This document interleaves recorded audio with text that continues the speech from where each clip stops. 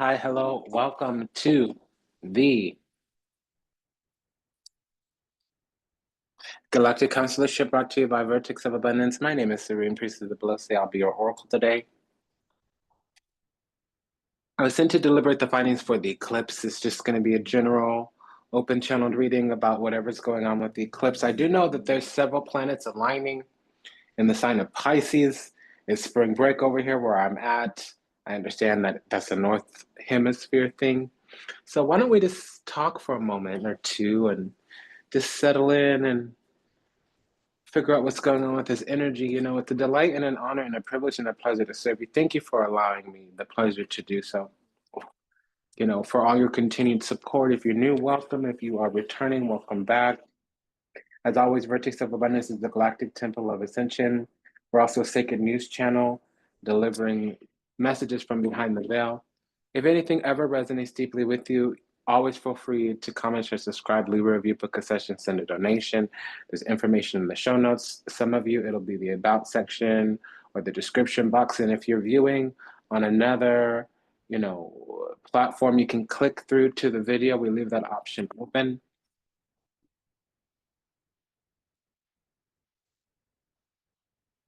There is a whole transition that's been worked up to. And what I know thus far is that us, the light workers, the chosen divine children, those who are really blessed, highly blessed, favored, chosen, anointed, we're being used as an op, as kind of like a bait car, if you would. So there's a lot going on around us, and a few of us have been in like a 7-year bad luck type of situation, which is actually gone further than that little line of demarcation. It's more of like 10 years bad luck or whatever, right? Because, you know, we've received grace, we've received sanctuary, we've received favor, but really we've received anointing. And it's because there's some kind of spiritual inheritance, celestial endowment that is seeded to us and also encoded in our DNA. But for whatever reason, the old guard, the old cabal, cacophony of devilish, demonic, deleterious individuality, the demons, the criminals, they had done some kind of switcherooning, some kind of stealing. They kind of hacked into our Akashic records so that they could watch or gatekeep our endowment, if that makes sense. Um, but we were used as a lure because they had stolen from us successfully, and they went in. They like tried to double dip or whatever, and it's the cover up that always is worse than the crime. And it's like the second time going in to re up, to one up the greediness, the con that usually gets the person caught. Okay. So there's been some deliberation around our energies, and it's been for a couple of years. This is what I'm understanding thus far. I don't have all the details because Mama don't want to know, but I'm being read in, so of course it's time to tell y'all. I have affairs of my own, not like life affairs handling my life, but like function in the universe. It's slightly different from this. I'm more of like a teacher, a preacher, a steward, a guide. When it comes to doling out punishment, I do it, but it's not something I like to share. So whatever this is, I'm right here with you, girl, because we gotta figure this out. Okay. So there has been this spot for us. We're of a sovereign, some of us a royal lineage. Yes, we're like descendants of kings and queens, but really we're like some pharaonic bloodlines, some kind of, put it this way, when we leave the body, when we transition, go back into spirit, we assume a mantle, assume a name, assume a title, assume a role that's well known across the surface of the planet, across the globe. We're known by another name. Some of us, it may be Jesus, some of us, it may be Cleopatra, whatever, what have you, so on and so forth. It's one of those situationships where, though most people wouldn't go as hog heavy as they do upon the earth as they do at us right now, if they knew what was up, if they knew what was going on, they'd be singing a different tune, they'd be acting quite different. And it's okay because, you know, monkey see, monkey do, demon does. You know, hey, play's gonna play, devil's gonna do what the devil's gonna do. We need to let them because that's part of their karma, it's part of their lesson, it's part of their journey. Let them plant those seeds. They're gonna reap whatever they sow. So, you know, what's up is stuck. You get what you get because you did what you did. So let a hoe be a hoe. Excuse my language. HEAUX, a person who does the the emotional warfare. They want to get you down to their level. They want to get you off the throne. They want to get you to act like a Jerry Springer black girl, you know, popping up at the neck and wobbling and beaving and acting a fool and acting nasty, being nasty. Because that's the way they get down, get around. That's what they are. That's what they're about. That's who they are, what's alive in them. So this is, you know, Jonas, Jezebella, the Judas, you know, the lowest pit of hell. Inferno, you know, this just the mm-mm. Okay, so we're going to leave that there because we have divine protection, but also we need to live in truth. We need to act right, act righteously. And what that's about, what that looks like, it's remember when I said, you know, we're divine children, we have a royal lineage, and whatever, what have you, even if we're not, okay, so even if we're not of like a royal lineage or Pharaonic bloodline or whatever, like I'm saying, outside of the body, we assume a mantle that's well known across the surface of the earth. Another definition, besides somebody who's feeling rowdy, feeling randy, they want to get out there and cut it up, get their back busted or whatever, what have you. I'm just going to leave it there and move on. You know, this could also be someone who's feeling burdened, these two cards together, but the pages are all being prepared to receive, or it's a message. So if it was a message, it could be a dating invitation. It could also be an invitation to a party or gathering. It could be somebody that wants to break out, break free, that wanted to live a little bigger, brighter, and better. But also it's somebody who's being prepared to receive some kind of transmission because of their bloodline. Okay, typically it's things that the family would teach, things that are privy to the social class, things that are privy to birds of a feather.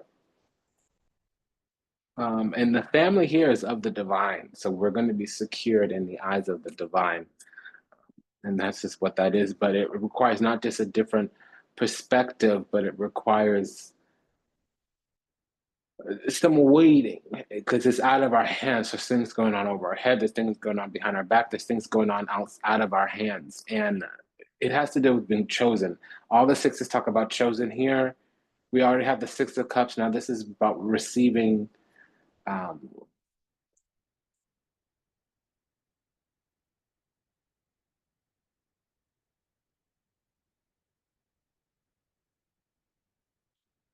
so the Six of Cups is about receiving anointing. The Six of Swords is about receiving.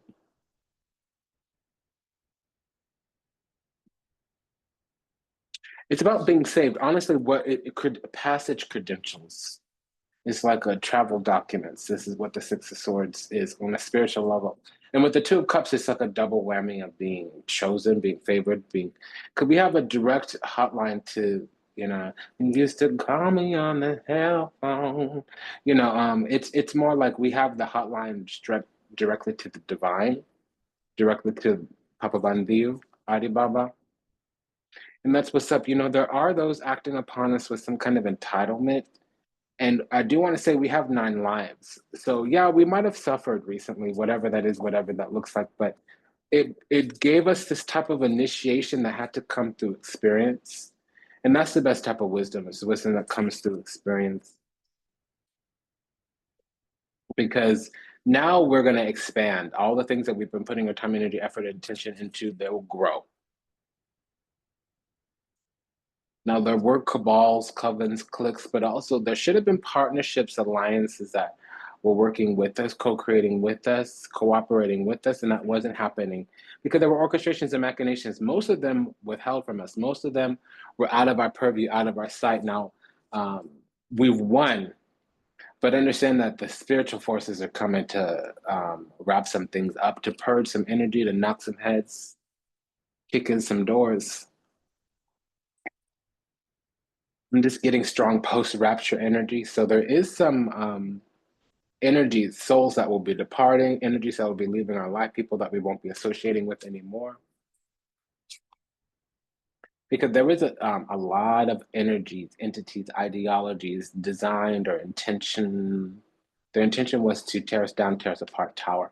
This is also some type of wrecking magic. This is eights can be spell work, especially Eight of Pentacles, especially Eight of Pentacles, Eight of Wands. That's both spell work.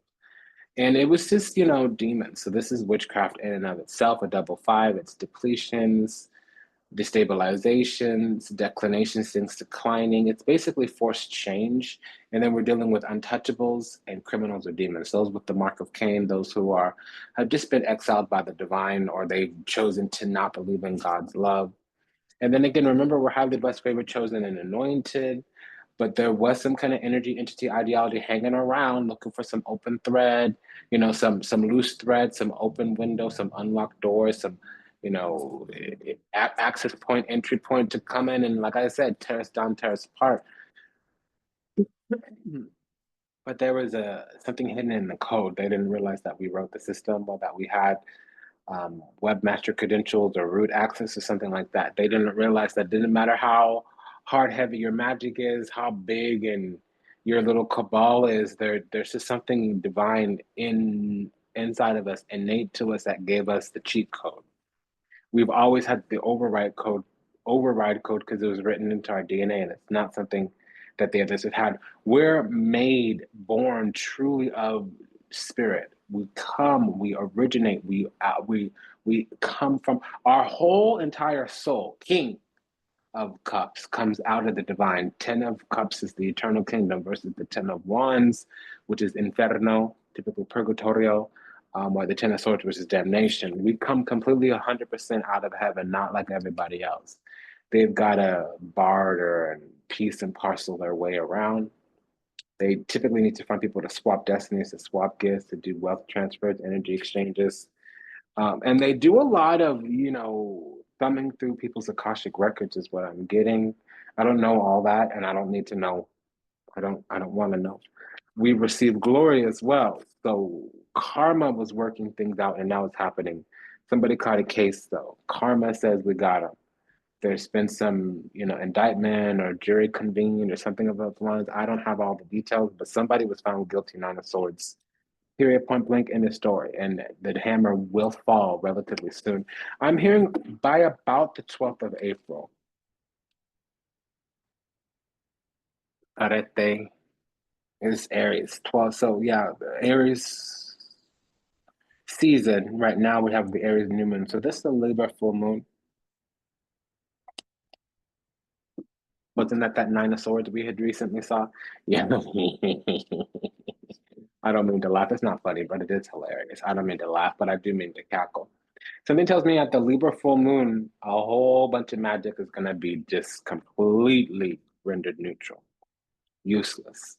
And so this is eternal damnation. It also means any type of hex, any type of spell, any type of curse broken. Finito.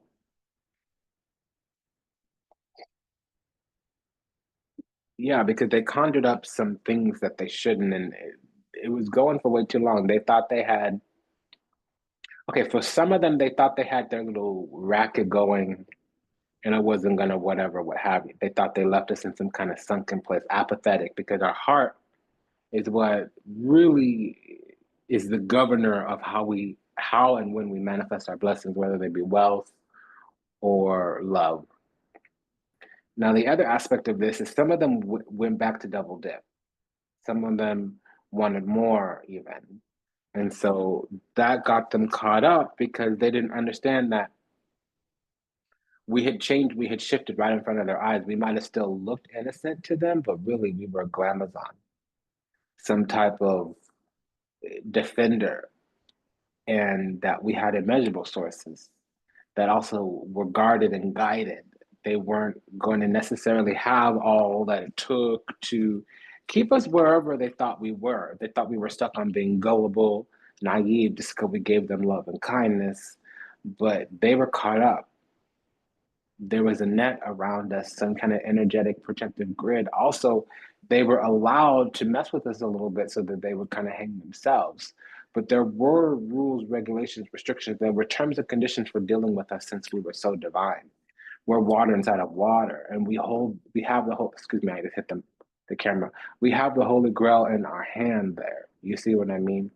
So those that just do loving on people and they don't want to return the love, or they don't want to respond to the love, or they don't want to act to the love the right way, they get binded up themselves. We didn't have to do next to anything except continue to love on them. By loving so hard and so much and so purely, we opened up a channel to the divine. And when divine would look through the other side of the portal and see that the other thing on the other side wasn't full of love, full of caring, full of kindness, didn't have openness in their heart, didn't have purity and divinity and serenity and grace in their spirit, they get binded up on their own. So, we were trying to offer heaven to everybody, but some people had to go through an ego death. And that's just the thing. The worst thing you can ever do for a person is to pray for their illumination and enlightenment, because sometimes they will have to go through a rock bottom in order to be ready, in order to be prepared for that illumination and enlightenment. And it's a gift, but a curse. Because if you're trying to go into the promised land, you need to qualify to go into that promised land. So you might need to be purged and purified in the fire. And if you heard what I said, that's what I said, because I said what I said. So that's just what the situation that we were in. We were handing out love and salvation to everybody. We had also received some type of favor. And we had this gracious, exalted influence over an entire cycle, whatever that was, whatever that looked like. So people got what they got, and they did what they did. So they get what they get. And we did what we did, which was to love on them and care for them and intercede before the divine for them. So if we prayed for 100,000 people or 10 people, let's say, 9.9 of them will end up in heaven, but some of them will take an eternity to get there because they have to be purified in the fire. Does that make sense? You hear what I'm saying? So again, we got nothing but love for you, baby. Hey, got nothing but love for you, baby. But that's just the thing, the receipts are here.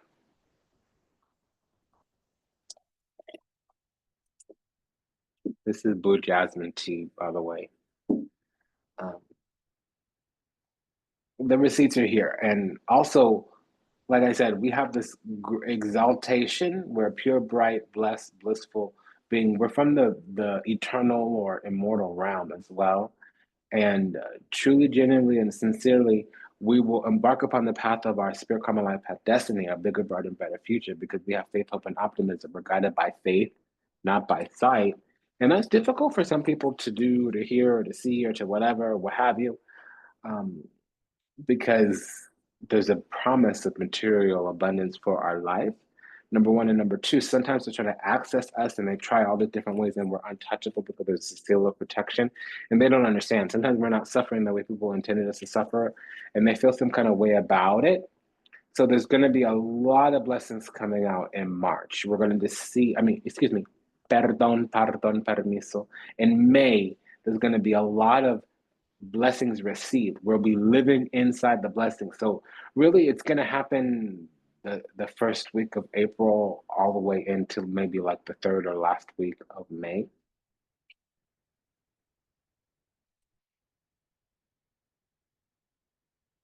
Yeah, because we're a diamond in the rough. That's just the thing, though. I just heard a quote today. A diamond doesn't stop being valuable just because somebody can't recognize their worth, if that makes sense. So we are around some people that are unhealed, unawake. They're lost in illusion, delusion, confusion, somewhere in the matrix, lost in the seas of time, yet to heal, yet to awaken, yet to return to the splendor and grace of the divine. They're somewhat in that glamour, that mirage, that facade. They're somewhere in that, unhealed, unawakened, maybe living in sin or whatever, what have you, projecting onto others, some abstract version along the spectrum of miserly, embittered, or whatever, what have you. And then others of us are healed. We're built from the inside out. We're high worth, high value, high deservedness. And, that means we've gone through some type of healing, but we will begin to detach. That's what this means. It means detachment. We will begin to detach, unfortunately. And that's going to make some people feel some kind of way, but it's a gift because people need to go through their dark night of the soul. And we can give people love, But sometimes we just need to leave them to their own energy and the things that go bump in the night, because when they confront the depths of their soul, that's when they awaken, that's when they heal. So that's what I'm getting here. That's the message that I have for those of us who have love coming on the way.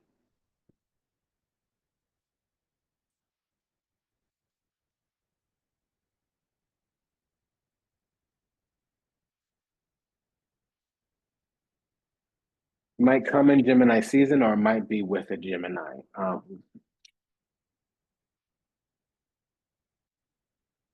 Destiny here. So I'm getting that love is on the way, but we need to get away from these harsh energies of people in the whole La Superbia Seven of Cups. They're kind of almost like policers of the lower vibrational timeline. We're right about to pivot into a bigger, brighter, and better everything. And really, we need to get around new energy. Our spaces and places are being purified and purged. So that's one thing that I want to say. And then what else was I getting? I think we should kind of wrap it up there. It's been a delight and an honor and a privilege and a pleasure to serve you. Thank you for allowing me the privilege to do so. If anything I said resonated deeply with you, go ahead and like, comment, share, subscribe, leave a review, book a session, send a donation. Until we meet again, until we read again, namaste, dandava, and ashe, sayonara, svidanya, avidazain.